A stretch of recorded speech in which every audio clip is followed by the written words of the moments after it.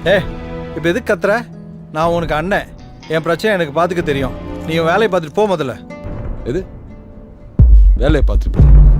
வேலையை பார்த்துட்டு போகணுமா? இதுக்கு மேல ஒரு வார்த்தை பேசினேன் அண்ணன் கூட பார்க்க மாட்டேன். அடுத்த நாய்க்கு போட்டுருவேன். பண்றதெல்லாம் தப்பு தப்பா பண்ணிட்டு வேலையை பார்த்து போகணுமா? ஏய், இந்த பதவியும் பவரும் வாங்குறதுக்கு நாம எவ்வளவு கஷ்டப்பட்ட ஞாபகம் இருக்கா இல்லையா? இஷ்டத்துக்கு பேசுறேன். நம்ம அப்பா சத்த உடனே எல்லாத்தையும் புடுங்கிட்டு மொத்தம் குடும்பத்தையும் காலி பண்றதுக்கு எவ்வளவு பேர் லைன்ல வந்தானுங்க.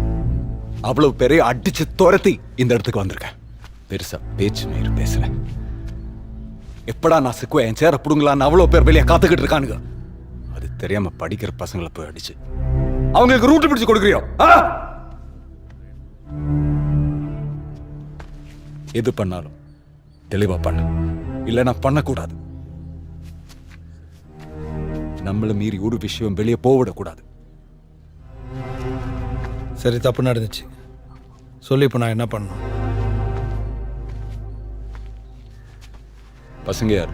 ஃபுல்லாக காலேஜ் பசங்க தான். அதில் நம்ம எம்எல்ஏ மாமன்னன் பையனும் இருந்திருக்கான். நம்ம எம்எல்ஏ மாமன்ன பையன்? ஆமாம்.